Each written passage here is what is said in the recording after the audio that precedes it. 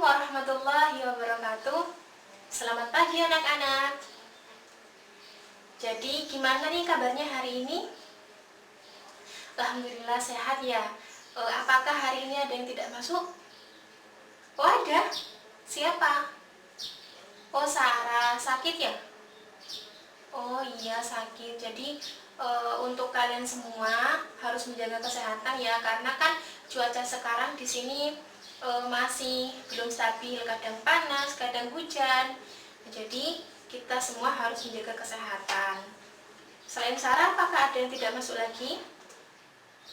Oh sudah. Baik, sebelum kita memasuki pelajaran pada pagi hari ini, Ibu mimpin berdoa terlebih dahulu ya. Berdoa dimulai.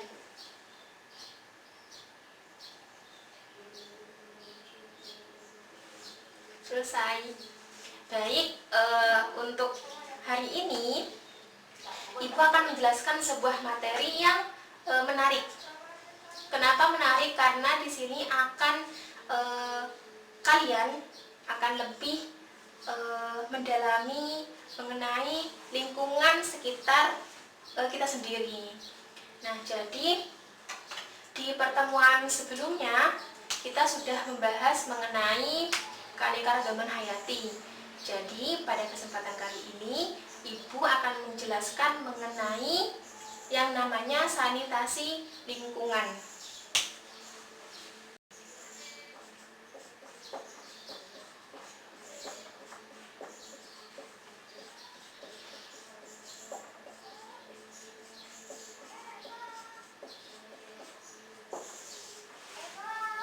Mengenai sanitasi lingkungan. Nah, sebelum kita masuk, apa sih itu sanitasi lingkungan? Di sini apa ada yang tahu apa itu dari sanitasi lingkungan? Oh, belum ya. Nah, jadi nanti untuk lebih jelasnya Ibu akan memberikan sebuah PowerPoint. Nah, nanti di sana kalian silahkan simak dengan baik apa itu pengertian dari sanitasi lingkungan. Baik, sekarang kita mulai masuk ke materi ya, yaitu sanitasi lingkungan. Bisa dilihat di PPT di sini. Nah, sebelum kita masuk ke materi inti, nah di sini Ibu menyediakan gambar. Bisa terlihat kan ya? Gambar ada dua orang anak kecil yang sedang bermain air. Mengambil air di sumur dan menumpahkannya ke badan mereka. Kemudian juga bisa dilihat di sini dengan sangat jelas bahwa kondisi lingkungan di sekitar anak kecil ini sangat banyak sekali sampah yang bertumpukan di sana. Nah, jadi apakah kalian bisa menarik kesimpulan apa maksud dari gambar ini? Iya benar, jadi gambar ini menunjukkan bahwa kondisi lingkungan atau sanitasi lingkungan di daerah ini kurang baik atau kotor, dan si anak kecil ini mereka tidak akan tahu dan tidak akan mengerti kondisi lingkungan di sana kotor. Mereka malah senang bermain air, memandikan tubuhnya dengan air sumur, dan mereka tidak akan mengerti air tersebut bersih atau tidak. Nah, seperti itu. Nah, ini ya peta konsep yang akan Ibu jelaskan pada materi sanitasi lingkungan, di mana ada indikator-indikator dan upaya-upaya yang bisa kita lakukan untuk meningkatkan sanitasi lingkungan di sekitar kita. Jadi, tujuan pembelajaran dari pertemuan kali ini adalah yang pertama, siswa dapat menjelaskan definisi dari sanitasi lingkungan. Kemudian yang kedua, siswa dapat menjelaskan hubungan antara lingkungan hidup dan kesehatan. Selanjutnya, siswa dapat menyebutkan ruang lingkup dari sanitasi lingkungan. Kemudian yang keempat, siswa dapat mendeskripsikan jenis-jenis sanitasi lingkungan berdasarkan hasil pengamatan. Dan yang terakhir, siswa dapat mendeskripsikan faktor-faktor yang mempengaruhi kualitas lingkungan berdasarkan hasil pengamatan.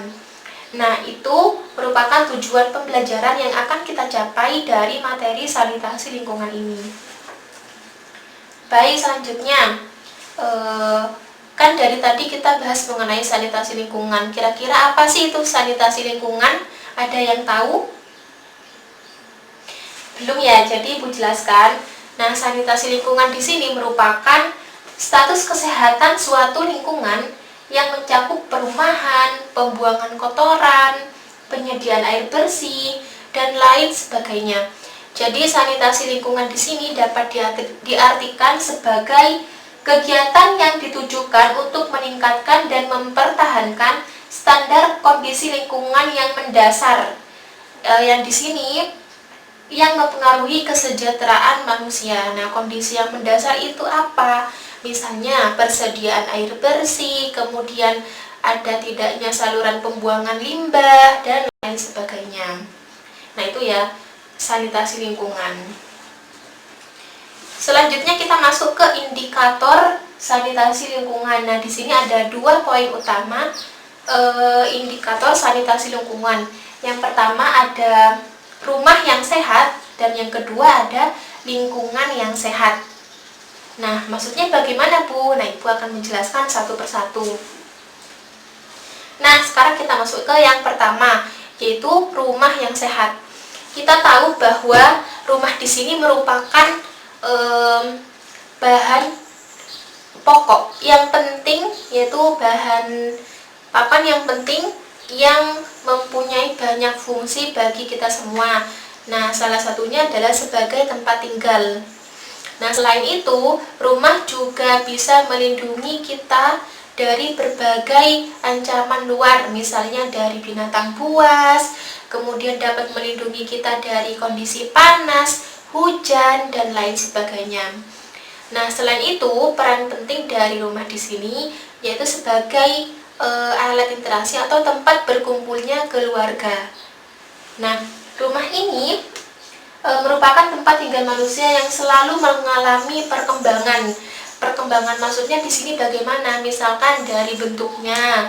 Misalkan ada yang bentuknya segi empat, kemudian ada yang bentuknya seperti masjid, kemudian ada yang bertingkat, ada yang lebar, kan itu macam-macam. Kemudian ada desainnya juga yang bervariasi di setiap era. Nah, itu merupakan perkembangan yang terjadi ketika seseorang membangun rumah. Nah, faktor-faktor yang perlu diperhatikan apabila kita akan membangun rumah, di sini ada 2 faktor utama. Yang pertama ada faktor lingkungan, dan yang kedua ada faktor tingkat kemampuan ekonomi. Nah, untuk faktor lingkungan di sini sangat harus kita perhatikan, di mana yang perlu diperhatikan dari faktor lingkungan ini ada 3 macam, yaitu faktor lingkungan fisik, lingkungan biologis, dan lingkungan sosial. Nah, maksudnya bagaimana, Bu? Jadi kalau lingkungan fisik ini lebih merujuk pada bahan dan alat apa yang kita gunakan dalam membangun rumah ini. Misalkan bahannya dari semen, ubin. Nah, hal-hal seperti itu yang perlu kita perhatikan. Misalkan desainnya mau dibentuk seperti apa, bentuknya bagaimana. Nah, itu merupakan lingkungan fisik. Kemudian kalau lingkungan biologis, nah ini mengarah pada keadaan di rumahnya. Misalkan kita hidup di daerah pegunungan, nah berarti kan di sana dingin, suhunya sangat dingin. Jadi kita membangun rumah yang menyesuaikan dengan kondisi di sana. Berarti kita harus membangun rumah yang suasananya di sana sedikit lebih hangat, seperti itu. Nah, itu kalau yang lingkungan biologis. Nah, kalau yang lingkungan sosial ini lebih merujuk pada adat istiadat di setiap daerah. Nah, kita tahu kan ya bahwa Indonesia di sini merupakan negara yang memiliki banyak sekali pulau dan adat istiadat. Nah, biasanya yang masih kental dengan adat istiadat di sini adalah orang-orang pedalaman atau orang-orang pedesaan. Nah, tapi tidak menutup kemungkinan orang-orang perkotaan juga masih menganut adat istiadat di sini.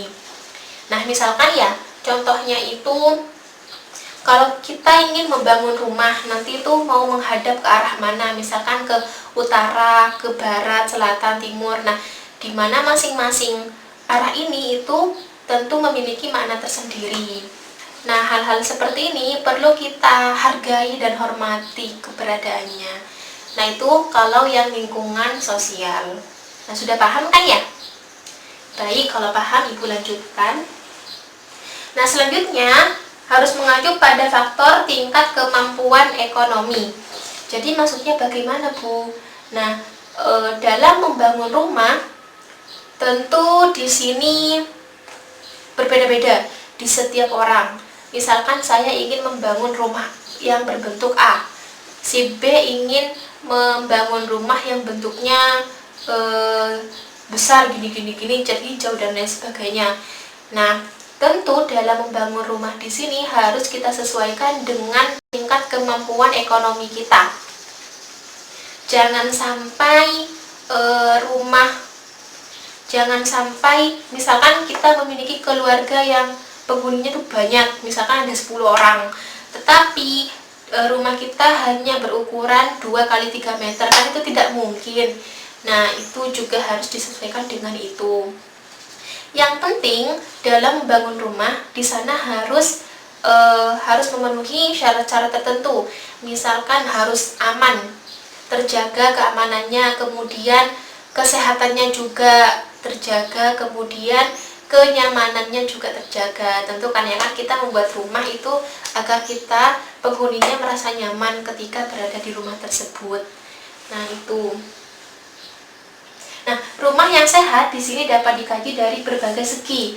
Misalnya dari segi bahan bangunannya, dari ventilasi, pencahayaan, luas bangunan, fasilitas di dalam rumah dan di halaman rumah. Nah, itu akan Ibu jelaskan satu persatu ya. Misalkan ya di sini ada dari segi bahan bangunan. Di sini kan ada lantai. Lantainya sangat bersih dan sehat. Misalkan segi bangunan, kalau lantai kan biasanya terbuat dari semen, ubin. Nah, hal-hal seperti itu yang perlu diperhatikan. Tapi bahan-bahan yang dipergunakan itu juga selain harus kita sesuaikan dengan kondisi ekonomi, juga kita harus sesuaikan dengan lingkungan di sekitarnya. Baik, selanjutnya ini ada dinding. Nah, contohnya di sini dindingnya itu dari kayu ya. Nah, biasanya yang baik dalam membangun rumah itu dindingnya terbuat dari tembok, karena kita tahu tembok itu kan sangat kokoh dan kuat. Nah, tapi biasanya ada juga masyarakat yang masih menggunakan dinding dari papan ataupun dari kayu. Nah, ini juga tidak apa-apa, jadi disesuaikan dengan kondisi masing-masing. Selanjutnya ada atap.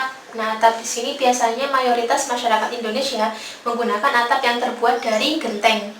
Nah, atap yang terbuat dari genteng biasanya ini sangat cocok dengan iklim tropis yang ada di Indonesia. Selain harganya murah, ini juga atap genteng bisa kita dapatkan dengan mudah. Tapi biasanya masih banyak masyarakat di pedalaman atau di pedesaan yang masih menggunakan atau memanfaatkan tumbuhan-tumbuhan, misalkan daun kelapa, daun rumbai. Nah, itu biasanya juga bisa digunakan. Biasanya rumah-rumah adat ya. Kemudian juga bisa menggunakan asbes atau seng. Tapi biasanya kalau menggunakan ini, kondisi rumah di dalam itu biasanya panas, sedikit panas. Nah, selanjutnya yang harus disesuaikan itu juga ada ventilasi. Ada yang tahu ventilasi itu fungsinya apa? Ya, benar. Jadi ventilasi di sini berfungsi untuk menjaga aliran udara keluar masuk dari dalam rumah ke luar rumah, sehingga udara yang keluar masuk di sini masih tetap segar. Nah, udara yang segar banyak sekali mengandung oksigen. Jadi kalau misalkan ventilasinya ada di dalam rumah, berarti kan nanti udara yang keluar masuk itu banyak nih, cukup. Jadi oksigen yang kita konsumsi, yang kita hirup itu juga cukup, seperti itu. Nah, di sini ada dua macam ventilasi, yaitu ada ventilasi alami dan ada ventilasi buatan.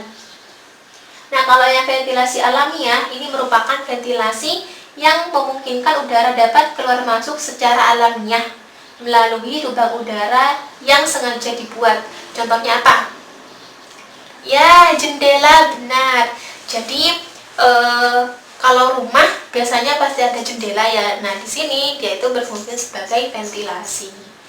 Kemudian kalau yang ventilasi buatan, di sini merupakan ventilasi yang menggunakan alat khusus untuk mengalirkan udara dari dalam ruangan, misalnya dengan menggunakan kipas angin atau pengisap udara.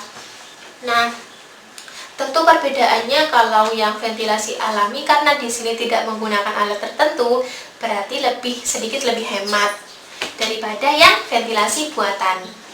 Tapi sebenarnya fungsinya sama saja untuk menjaga aliran udara. Selanjutnya ada cahaya atau pencahayaan. Kita tahu bahwa di rumah kalau siang kan kita butuh cahaya ya agar masuk. Nah, di sini cahaya itu sangat berperan penting dalam kesehatan dan juga kondisi di dalam rumah. Maksudnya bagaimana? Nah, jadi kondisi di dalam rumah harus ada cahaya yang masuk. Nah, cahaya yang masuk di sini harus dalam jumlah yang cukup, artinya tidak terlalu berlebihan dan tidak terlalu kurang.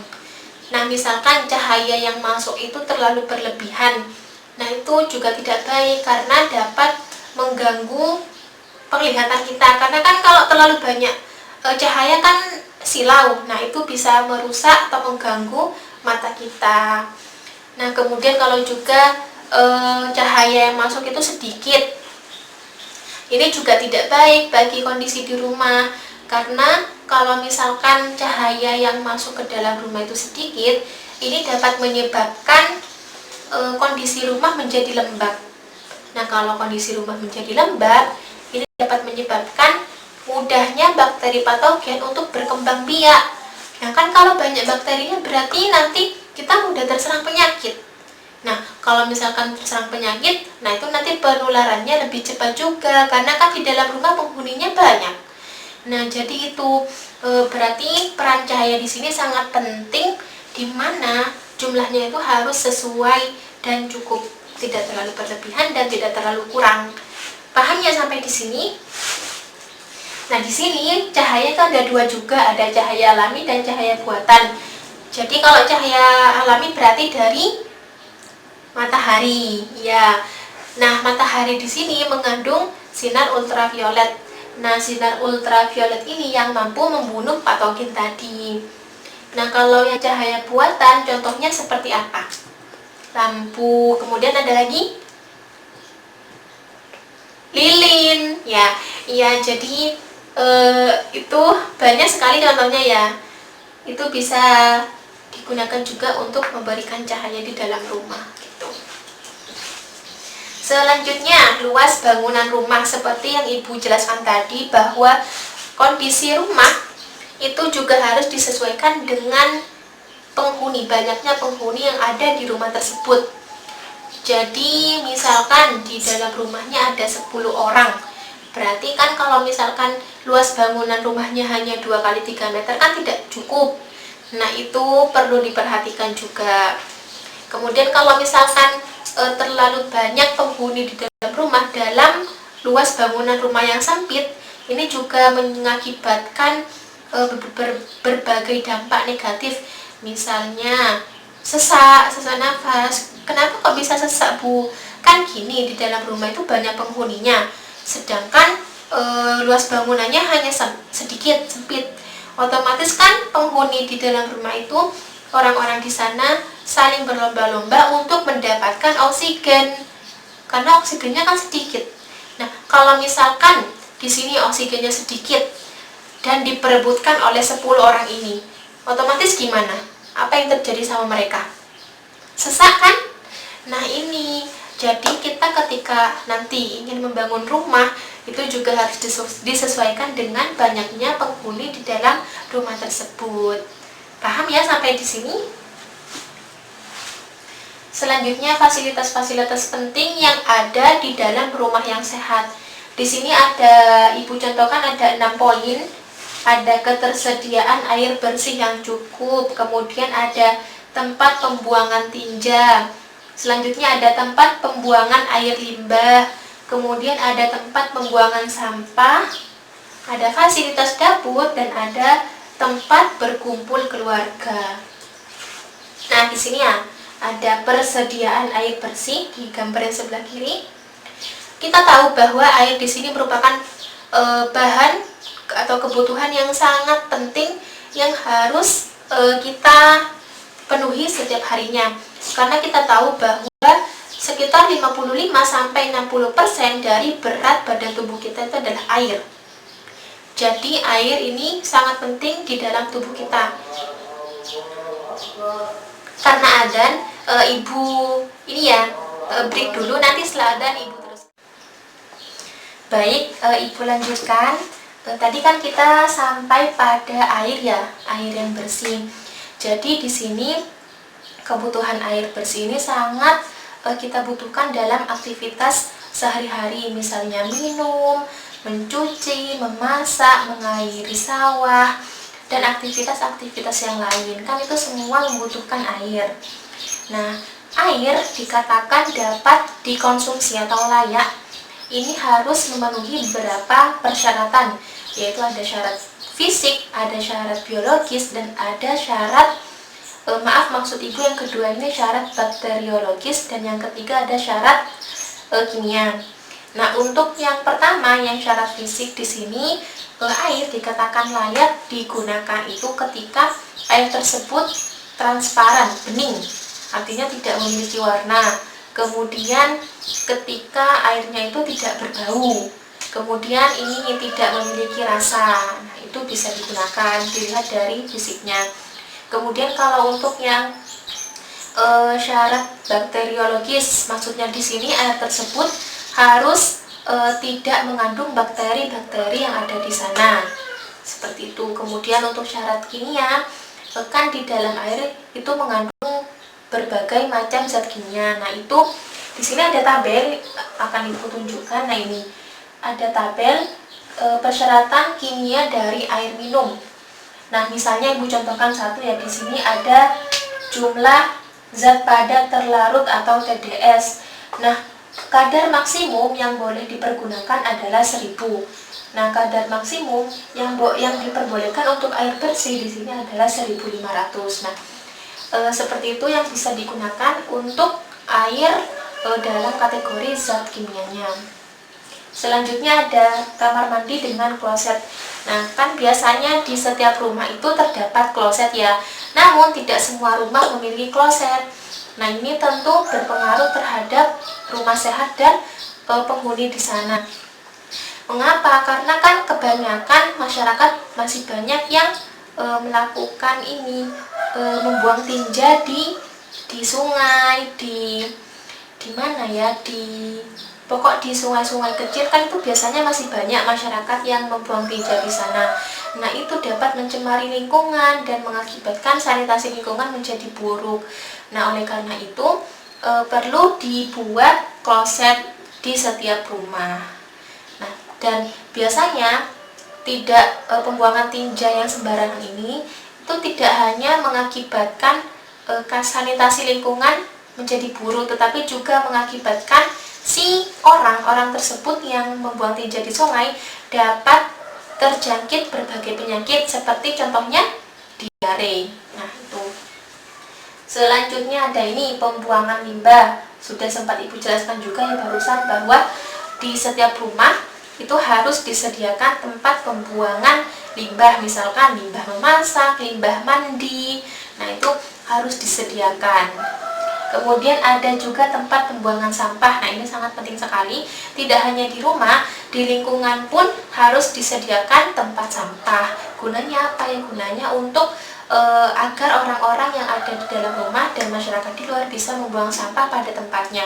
Meskipun pada kenyataannya hal ini sangat sulit kita temukan, karena masih banyak masyarakat yang sering membuang sampah sembarangan. Nah, ini perlu diperhatikan lagi. Selanjutnya ada dapur, fasilitas dapur. Tentu di sini kalau untuk dapur lebih ke tata letaknya. Jadi kan biasanya dapur itu terletak di belakang, di bagian rumah belakang. Nah, aktivitas dapur seperti memasak kan itu setiap hari bisa menghasilkan asap. Nah, ini apabila dapur letaknya berdekatan dengan misalnya ruang tamu atau orang keluarga atau tempat tidur, nah itu juga tidak baik, karena asap dari hasil memasak tadi itu bisa mengakibatkan terganggunya orang-orang yang ada di sekitar sana, seperti itu. Jadi untuk peletakan dapur di sini harus disesuaikan juga dan diperhatikan.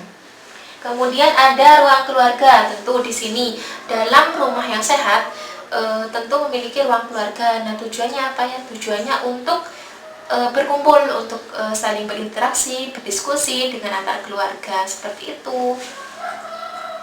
Nah, selanjutnya ada halaman rumah. Nah, halaman rumah di sini bisa kita manfaatkan dengan sebaik mungkin agar bisa dilihat dengan baik. Maksudnya biasanya kan di halaman rumah itu ditanam dengan pohon, rumput, tanaman, bunga. Nah, itu kalau misalnya kita rawat dengan baik bisa membuat lingkungan sekitar selain sehat juga bisa membuat enak dipandang, seperti itu. Nah, ini ada beberapa hal yang perlu diperhatikan. Yang pertama ada selalu kering, rata, dan bersih. Tentu di halaman rumah juga kita harus bersihkan setiap hari. Kemudian kalau misalkan kering, kita siram agar tidak tandus. Kemudian selalu ditanami pohon yang rindang dan rumput, ya.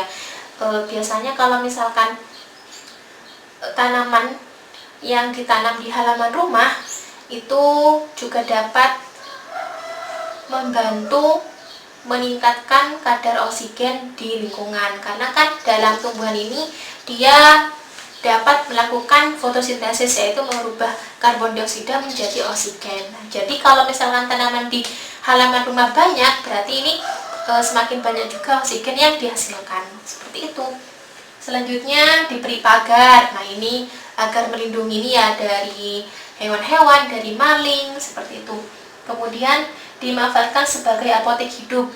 Tentu kalau misalkan kita memiliki halaman yang luas, nah ini bisa kita manfaatkan dengan sebaik mungkin, yaitu salah satunya dengan menanam berbagai tanaman obat. Kan enak tuh nanti kalau misalkan tanamannya sudah tumbuh, bisa kita manfaatkan dengan baik. Kemudian tersedia bak penampung air, resapan air, dan saluran drainase air hujan. Nah, selanjutnya ini indikator yang kedua, yaitu lingkungan sehat. Tadi kan yang pertama rumah sehat, sekarang ada lingkungan sehat. Nah, lingkungan sehat di sini tentu sangat berpengaruh terhadap sanitasi lingkungan. Lingkungan sehat yang baik berarti sanitasi lingkungan di sana juga baik dan sehat. Dan sebaliknya. Nah, penetapan kualitas kesehatan lingkungan dapat dinilai dari beberapa indikator kesehatan. Ada air bersih, keadaan rumah sehat, dan keluarga dengan kepemilikan sarana sanitasi dasar. Nah, dimana ketika yang Ibu sebutkan tadi ini sudah Ibu jelaskan di awal, yaitu air bersih, kemudian rumah yang sehat, dan sebagainya. Nah, itu untuk lingkungan yang sehat. Jadi intinya untuk rumah sehat dan lingkungan ini saling berkaitan ya.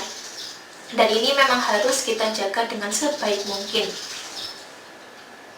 Baik, sepertinya waktunya sudah cukup ya untuk pagi hari ini. Jadi, apakah sampai di sini ada yang ingin kalian tanyakan? Ataupun mungkin kalian masih bingung dengan materi sanitasi lingkungan? Oh, sudah paham? Baik, berarti kalau misalkan sudah paham, di sini Ibu akan menarik kesimpulan dari materi sanitasi lingkungan. Jadi kesimpulannya adalah bahwa sanitasi lingkungan di sini merupakan kondisi lingkungan yang sangat mempengaruhi kesejahteraan masyarakat, di mana hal ini bisa menyangkut dari rumah yang sehat, lingkungan yang sehat, pembuangan air bersih dan lain sebagainya. Nah, itu merupakan kondisi standar dari sanitasi lingkungan. Di mana sanitasi lingkungan yang baik tentu ini akan mengakibatkan masyarakat yang tinggal di sana pun juga sehat dan terhindar dari penyakit. Nah, sebaliknya kalau misalkan sanitasi lingkungan di sana kotor ataupun buruk, berarti ini dapat mengakibatkan masyarakat mengalami berbagai penyakit. Jadi, tugas untuk menjaga sanitasi lingkungan di sini sebenarnya bukan dari pemerintah saja, tetapi juga dari kita sendiri.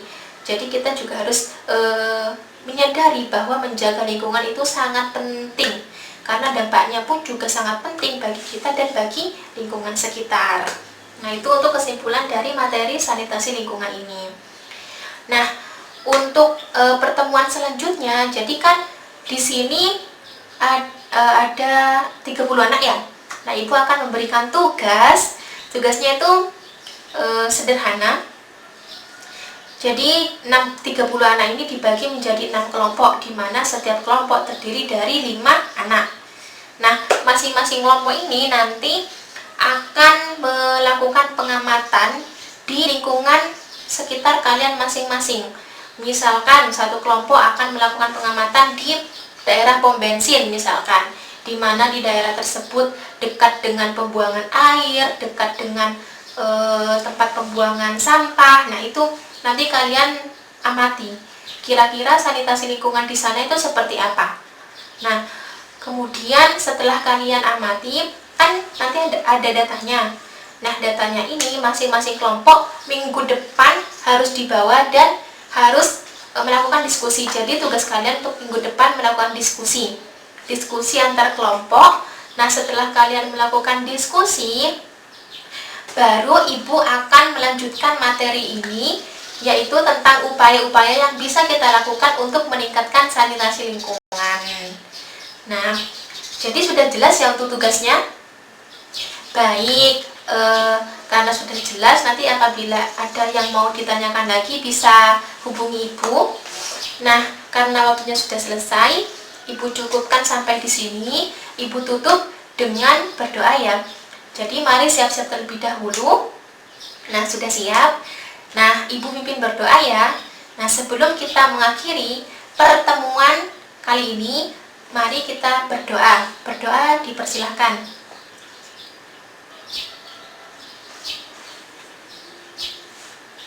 Selesai. Nah, karena materinya untuk pertemuan kali ini sudah selesai dan Ibu akan melanjutkan di pertemuan yang akan datang. Jadi, terima kasih telah mendengarkan Ibu menjelaskan.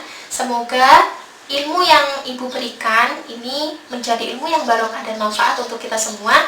Mohon maaf apabila ada kesalahan, baik salah kata, salah pengucapan, ataupun salah tingkah laku dari Ibu. Terima kasih, sampai jumpa di pertemuan selanjutnya. Jaga kesehatan ya. Assalamualaikum warahmatullahi wabarakatuh.